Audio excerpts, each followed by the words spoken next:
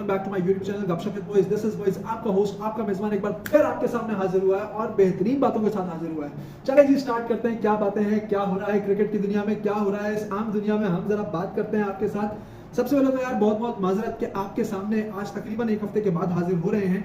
यार आप लोगों को जैसे मैंने लास्ट व्लॉग के अंदर बताया था कि रमज़ान का बाबरकत महीना है, तो थोड़ी इबादत, कभी तरावी के बाद जनाब फिर रातों की इबादत, माशाल्लाह दूसरा अशरा भी हमारा इख्तिताम पजीर होने वाला है और यह इस्तग़फ़ार मग़फ़िरत का अशरा है।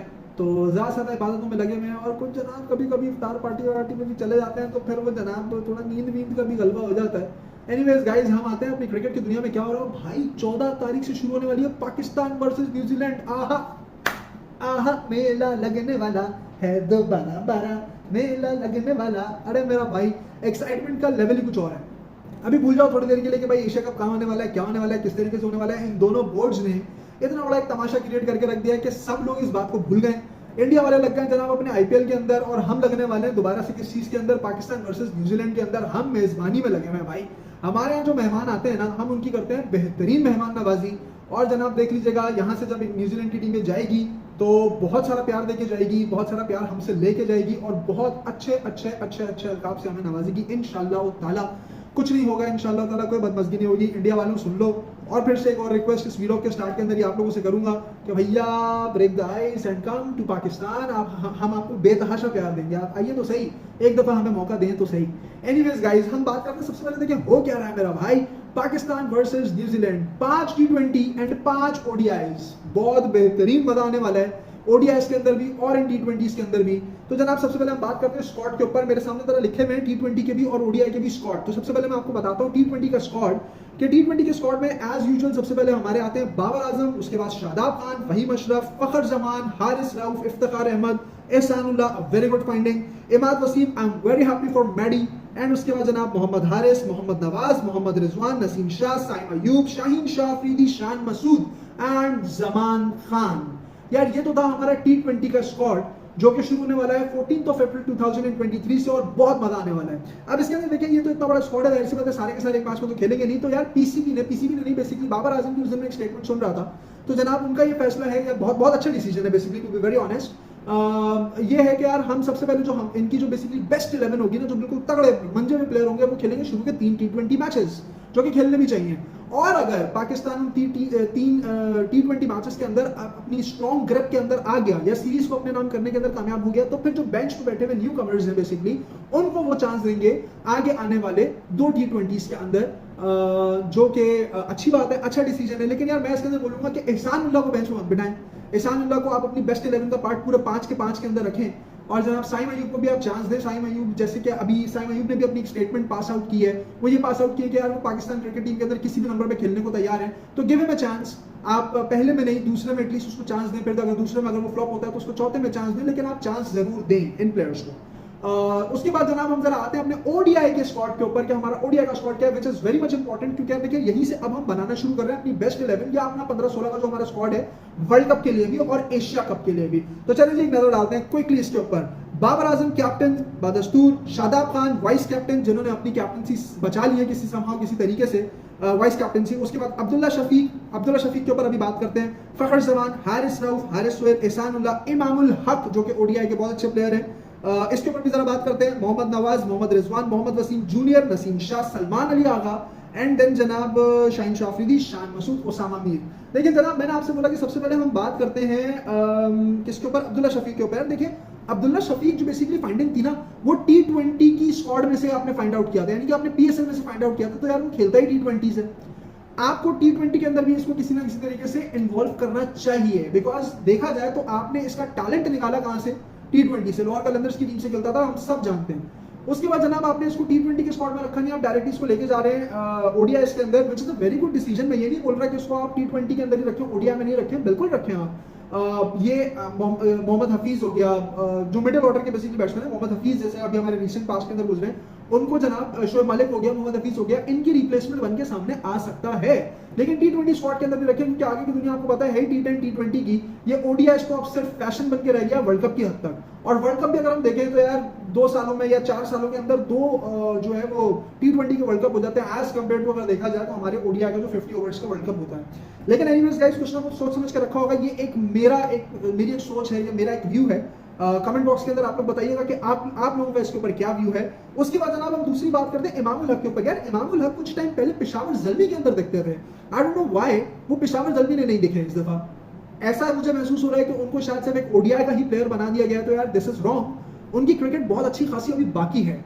तो आई थिंक इमामुल हक को टी20 स्क्वाड के अंदर या तो शामिल करें या फिर पीएसएल का दोबारा पार्ट बनाया जाए। और इमामुल हक को खुद भी चाहिए कि वो टी20 लीग्स की जितनी भी काउंटी लीग्स होती है इसके अंदर पार्टिसिपेट करे और खेले, और अपने आप को इतना फास्ट फॉरवर्ड करके लेकर आए कि टी20 के अंदर या पीएसएल के अंदर उसकी प्लेस बरकरार रहे।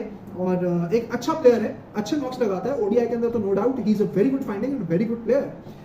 जनाब ये तो हमने पाकिस्तान वर्सेस न्यूजीलैंड का, न्यूजीलैंड इन सीरीज के अंदर बेसिकली जो पाकिस्तान का स्क्वाड अनाउंस हुआ था उसके ऊपर हमने बात कर ली। अब यार मेला तो लगेगा बेसिकली 14 अप्रैल से, तो हमें पता चलेगा कि होता क्या है। और पिंडी भी जनाब जो है वो मेजबानी करेगा कुछ मैचेस की, जबकि पिंडी को 2 ऑलरेडी डीमेरिट पॉइंट्स आईसीसी की तरफ से मिल चुके हैं। तो मेरी पिच क्यूरेटर से बेसिकली एक दरख्वास्त है, पीसीबी मैनेजमेंट से बेसिकली दरख्वास्त है, हाथ जोड़ के दरख्वास्त है कि यार इस दफा जरा पिचेस को थोड़ा एंटरटेनिंग बनाइएगा, वन साइडेड मत बना दीजिएगा कि सिर्फ जनाब बल्ले ही बल्ले चले और बॉलर अपनी जान पे मारता रहे और उसको वे लंबे 80-90 मीटर के छक्के पड़ते रहे। ऐसा कुछ मत कीजिएगा, कुछ जरा ऐसी रखिएगा कि बॉलर्स के लिए भी उस पिच के अंदर बहुत कुछ हो और बैट्समैन के लिए भी उस पिच के अंदर बहुत कुछ हो। और जनाब कराची भी आएंगे हम वनडेज के अंदर, ओडीआईएस के अंदर, तो देखेंगे जनाब कराची के अंदर क्या होता है। बेसिकली सी ब्रीज होती है, तो बिल्कुल डिफरेंट सिनेरियो बन जाता है बैटिंग का और बॉलिंग का as compared to Punjab side. जनाब बहुत सारी अपडेट्स आ रही हैं। इसके बाद अगर हम बात करें तो एक बड़ी अजीब सी अपडेट निकल के आ रही है सोशल मीडिया पे आजकल, जो मैं देख रहा हूं बेसिकली कुछ टाइम से। एक अजीब सा एक मास बना के रखा हुआ है, बाबर आजम के भाई एनसीए के अंदर आ गए वीलॉगिंग करने के लिए। अच्छा, एक कुछ टाइम पहले उनकी एक वीडियो आई थी जिसके अंदर शाहनवाज दहानी जो है वो बेसिकली उनके भाई को, बाबर आजम के भाई को बेसिकली बॉलिंग करा रहे थे। That is wrong. एनसीए जो है वो आपके सुपरस्टार्स क्रिकेटर जो बेसिकली हैं, जो बेसिकली सेंट्रल कॉन्ट्रैक्टेड प्लेयर्स जो बेसिकली आपके उनके लिए हैं। तो हाँ, वो खेल नहीं सकते उसके अंदर, लेकिन यार मेरे हिसाब से रमजान के इस महीने के अंदर इतनी लचक तो दिखानी चाहिए पीसीबी को, या सोशल मीडिया के लोग भी देखें। वो शुगलबंदी के लिए आए थे, ठीक है ना। अब जो नया उनका एक वीडियो है उसके अंदर वो खेल नहीं रहे, एक शुगलबंदी के लिए आए थे। ये भी एक मेरा व्यू है। आई डोंट नो इसके पीछे क्या बोला जाता है या इसके पीछे basically policies and rules and regulations क्या हैं। डेफिनेटली उसके अंदर रूल्स एंड रेगुलेशंस तो कुछ इसी तरीके की, कोई फैमिली मेंबर नहीं आ सकता है सेंट्रली कॉन्ट्रैक्टेड प्लेयर्स के लिए बेसिकली प्रैक्टिस सेशन की जगह। तो लेकिन सोशल मीडिया से इतना बोलूंगा कि इतनी नेगेटिविटी मत दिखाएं बाबर आजम के लिए और उसके भाई के लिए। कुछ यार एटम बॉम्ब नहीं बना रहे वहाँ पे मतलब जनाब थोड़ी बहुत आके बस हड़ाउड़ी मचा के गए, वो हल्ला गुल्ला करके गए, दैट्स इट। इतना ज़्यादा यार वो मत नेगेटिविटी मत निकालें, जानते हैं यार कभी कभी थोड़ी सी बातों को निकाल देना चाहिए। शुगल लो मेरे भाई, शुगल लो। रमजान का बरकत महीना है, इफ्तारी के बाद तरावी के बाद बंदा थोड़ी सी शुगलबंदी करता है यूट्यूब पे बैठ के, वही उन्होंने करवाने की कोशिश की है। जनाब बहुत अच्छा लगा, एक प्रैक्टिस सेशन मैंने देखा जिसके अंदर इमाद वसीम और बाबर आजम बात कर रहे हैं आपस में। इमाद वसीम के हाथ में बॉल है, बाबर आजम के हाथ में बल्ला है, और यार बहुत मजा आया देख के। अच्छा लगा कि अब ये एक आइस ब्रेक हो रही है। एक बहुत अच्छी दोस्ती थी इनके बीच में जो बहुत हाड़ाहुड़ी मच गई थी कि यार उसने ये स्टेटमेंट पास किया तो बाबर आजम इस वजह से खफा है। फिर जनाब कुछ ये बात भी सामने आ रही थी, टू बी वेरी ऑनेस्ट यार, मैंने अब तक इमाद वसीम के मुंह से या इमाद वसीम के ट्विटर से ट्वीट होता हुआ इस तरह का कुछ नहीं देखा कि मैं लीगल एक्शन लूंगा, तो मैं ये करूंगा, तो मैं वो करूंगा। आई डोंट नो, हो सकता है ये स्टेटमेंट पास भी हो, लेकिन अब तक as per my resources, as per my knowledge ये ऑफिशियली स्टेटमेंट नहीं है। पता नहीं ये कहां से उठ के आया, लेकिन यार अगर कि ऐसा इमाद वसीम ने बोला तो यार आप प्लीज इमाद साहब, बड़ी मुश्किल से जनाब आपकी फॉर्म वापस आई और आपने अभी अफगानिस्तान के खिलाफ टी20 आई खेला, तो यार स्क्वाड का हिस्सा बनिए, रादर देन अपने इस तरह की फजूल एंड फूलिश स्टेटमेंट से आप टी20 से भी बाहर चले जाएं। Please don't do that. आप एक बहुत अच्छे प्लेयर हैं और आपने 2019 के ओडीआई क्रिकेट वर्ल्ड कप के अंदर बहुत अच्छा खेला है, ठीक है ना, तो आपको कंसिडर किया जाएगा। लेकिन वो ये बात है कि यार थोड़ा सा अपने एटीट्यूड के ऊपर काबू करें, अगर क्या आपने बात बोली है। लेकिन अगर क्या आपने बात नहीं बोली है और ये ऐसी बस उड़ती उड़ाती हवाएं हैं, तो यार मैं पीसीबी सेलेक्टर से रिक्वेस्ट करूंगा, बाबर आजम से रिक्वेस्ट करूंगा, if my vlog reaches them, वहां तक पहुंचता है, तो जनाब मैं उनसे रिक्वेस्ट करूंगा कि यार इमाद वसीम एक बहुत बहुत जबरदस्त प्लेयर है, आपकी एक की प्लेयर है बेसिकली आपके स्क्वाड का, तो उसको ओडीआई में भी जरूर शामिल करें। उसके बाद जनाब अगर हम बात करें तो एक बड़ी जबरदस्त अपडेट निकल के आई है यार, जो कि पीएसएल से रिलेटेड है, आने वाले अगले पीएसएल में। कुछ जावेद आफरीदी साहब से कुछ बात हो रही थी, कुछ एक कमेंट हुआ, फिर उस कमेंट के ऊपर एक रिप्लाई हुआ, फिर कमेंट हुआ, फिर कमेंट पर रिप्लाई। तो इसी के अंदर होते होते बेसिकली जावेद आफरीदी साहब ने एक बात ये बोली कि जनाब पीएसएल के अंदर 2 टीम्स मजीद कंसिडर की जा रही हैं। वो 2 टीम्स कौन सी कंसिडर की जा रही हैं? एक फैसलाबाद की और एक सियालकोट की। देखिए यार, मेरा एक व्यू है इसके ऊपर। आई डोंट नो कि इसमें कितने लोग मेरा साथ देंगे और कितने लोग जो है वो इसके ऊपर अपनी इख्तलाफी राय रखेंगे। कुछ भी हो सकता है इसके ऊपर, कमेंट बॉक्स देखेंगे बाद में इंशाअल्लाह ताला। लेकिन यार मैं आपको वैसे एक बात बोलूं, ठीक है फैसलाबाद या सियालकोट में से कोई एक टीम आए, बिल्कुल आए, मैं बिल्कुल कहता हूं। लेकिन यार देखिए, पंजाब से ऑलरेडी इस्लामाबाद है, पंजाब से ऑलरेडी मुल्तान है, पंजाब से ऑलरेडी आपका जनाब लाहौर कलंदर्स है, ठीक है। तो आपके पास ऑलरेडी जो 3 टीम्स है ना वो पंजाब के खित्ते से हैं, फिर एक कराची है, फिर एक पेशावर है और फिर एक क्वेटा है। मेरे ख्याल से तो यार यहाँ पे शायद लोग इससे एग्री नहीं करेंगे, लेकिन जो आपका केपीएल होता है ना, कश्मीर प्रीमियर लीग, आपको वहां की टॉप टीम उठा के पीएसएल में लेकर आनी चाहिए, ताकि आप अपने पीएसएल के अंदर, बिकॉज पाकिस्तान सुपर लीग ना एंड आजाद कश्मीर। अस्सलाम वालेकुम, वेलकम बैक। सॉरी गाइस, थोड़ा हमारे मुल्क की सौगात, electricity problem, load shedding issues, जिसकी वजह से थोड़ा सा गैप आया, ब्रेक आया, मेरी वीडियो रिकॉर्डिंग के अंदर भी थोड़ा सा गैप आ गया। एनीवेज गाइस, हम जो बात कर रहे थे बेसिकली इस वीलॉग के अंदर, जो कि इंशाल्लाह कंटिन्यूएशन के अंदर आपको दिखेगा, वीलॉग के अंदर हम बात कर रहे थे अपने पीएसएल के ऊपर बेसिकली, कि आने वाले पीएसएल के अंदर जावेद अफरीदी साहब से जब बात हुई तो कमेंट्स और रिप्लाई, सवाल जवाब, उसके अंदर बात जनाब कुछ इस तरीके से निकली कि पीएसएल के अंदर 2 टीम्स आनी चाहिए। वो ये कहते हैं, उन्होंने जो रिकमेंड किया बेसिकली नाम वो फैसलाबाद और सियालकोट के किए हैं।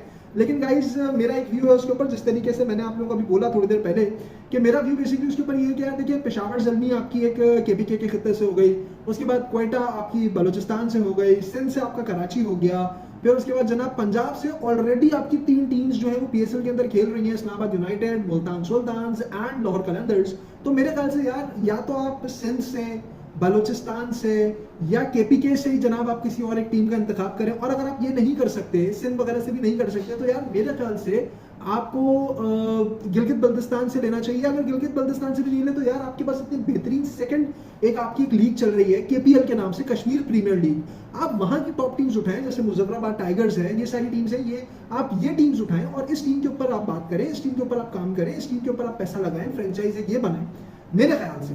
और यार हाँ, बिल्कुल अच्छा इनिशिएटिव है, 8 टीमें बिल्कुल होनी चाहिए पीएसएल के अंदर। हाँ, लेकिन यार मेरा एक और भी एक व्यू है इस बात के ऊपर कि 8 टीमों से ऊपर मत जाए। आप अभी आईपीएल उठा के देख लें, टू बी वेरी ऑनेस्ट, देखने का भी दिल नहीं कर रहा। इतनी खिचड़ी पकी हुई है कि यार मतलब गिनती की ना सिर्फ 4 टीम्स हैं जो अच्छा खेलती हैं, जिनके मैचेस देखने में मजा आता है। केकेआर हो गई, आरसीबी हो गई, मुंबई इंडियंस हो गई, राजस्थान रॉयल्स हो गई। ये टीम्स आपकी बस 3-4 टीम्स हैं जिनके मैचेस देखने में मजा आता है। बाकी अदरवाइज जो टीम्स हैं वो तो यार देखने का मजा ही नहीं आता। तो इस तरीके का मसला ना हो जाए, या इस तरीके की किसी की फंडिंग का इशू ना हो जाए, या कोई मतलब ऐसा ना हो कि एक टीम आके फिर आप वापस उसको बाहर करें, ऐसा ना हो। तो मैं आपसे बोलूंगा कि आप मतलब मेरी ये सजेशन है, मतलब मेरा एक व्यू है इसके ऊपर कि यार केपीएल की टीम्स में से ना एक टीम निकाल के पीएसएल में जाए, तो वो बड़ा बेहतरीन मजा आ जाएगा। और मेरे ख्याल से शायद एक टाइम पहले जब केपीएल लॉन्च हो रहा था ना, कुछ टाइम पहले, तो शायद अफरीदी साहब से भी पूछा गया था, तो उन्होंने भी ये बात बोली थी कि यार विनर ऑफ द केपीएल हो सकता है हम पीएसएल के अंदर इसको लॉन्च करवाएं, एक अच्छा इनिशिएटिव होगा। और ये होना चाहिए। आपकी देखिए, आपके मुल्क की 2 लीग्स है ना, पीएसएल एंड केपीएल का भी इनिशिएटिव आपका ही है, तो इस तरीके से केपीएल को भी एक बूम मिलेगा। पीएसएल जब उसके अंदर इन्वॉल्व होगा, या केपीएल से निकल के एक टीम जो है वो पीएसएल में जाएगी, डेफिनेटली उसके अंदर फिर प्लेयर्स की पिकिंग होगी और वो सारी चीजें होगी, उसका भी ड्राफ्ट होगा, वो सारी। पीएसएल एक डिफरेंट लेवल है, केपीएल का level as compared to PSL फिर थोड़ा सा लो है। तो इस तरीके से यार अच्छा फायदा होगा केपीएल के अंदर, मतलब हमारे कश्मीर के अंदर भी कोई कम टैलेंट नहीं है। और बिल्कुल यार मेरे ख्याल से तो ये होना चाहिए। अगर ये और टीम्स का पीएसएल के अंदर अगर आप देखते हैं व्यू है कोई इस तरीके का, तो मेरे ख्याल से ये होना चाहिए। अदरवाइज यार हमने न्यूजीलैंड के स्क्वाड के ऊपर भी बात कर लिया, हमने सब कर लिया। इंशाल्लाह ताला अपने नेक्स्ट व्लॉग के अंदर मिलेंगे मजीद कुछ बातों के साथ, मजीद कुछ चटपटी बातों के साथ, गॉसिप्स के साथ, कुछ इस तरह की बातों के साथ जनाब कि अब एशिया कप और वर्ल्ड कप में क्या हो रहा है। अदरवाइज एक चीज़ और है यार कि वो वर्ल्ड कप की ट्रॉफी जो है वो अनवील कर दी गई है, तो वो जरा देखा, कुछ लोगों का सोशल मीडिया पे भी इख्तलाफ देखा मैंने कि यार पिंक की टाइप की ट्रॉफी क्यों आ रहा है। मेरा भाई रहने दे यार, बस ट्रॉफी है, ट्रॉफी रहने देना यार, बस वर्ल्ड कप हो जाए, वर्ल्ड कप होने दो खैर आफियत के साथ। ये जो हड़ाउड़ी मची हुई है एशिया कप वर्ल्ड कप की, ये जल्दी से रिजॉल्व हो। एंटरटेनमेंट चाहिए भाई अपने, आपने वो क्या मांगता है, एंटरटेनमेंट। इसी तरह 3 दफा मैंने आपको एंटरटेनमेंट बोला। सब्सक्राइब भी कर ले, लाइक भी कर ले, शेयर भी कर ले, और प्लीज मेरा भाई आप कर ले मेरा भाई। और जनाब अपनी दुआ में मुझे ज़्यादा से ज़्यादा याद रखें, मेरे इस चैनल को याद रखें, मेरी फैमिली को याद रखें, और अपना भरपूर ख्याल रखें। बहुत सारी बीमारियां, बहुत सारी चीज़ें कराची के खत्ते में मुसलसल फैल रही हैं। कभी पानी का प्रॉब्लम है, कभी कुछ प्रॉब्लम है, तो मेरे भाई पकौड़े और समोसे बाहर से कम खाओ और घर की इफ्तारी ज़्यादा से ज़्यादा करो, और अपने बच्चों को भी महफूज रखो, और खुद भी मेरा भाई ख्याल से रहो, एहतियात करो। मिलेंगे इंशाल्लाह अपने नेक्स्ट व्लॉग में। अल्लाह हाफ़िज़।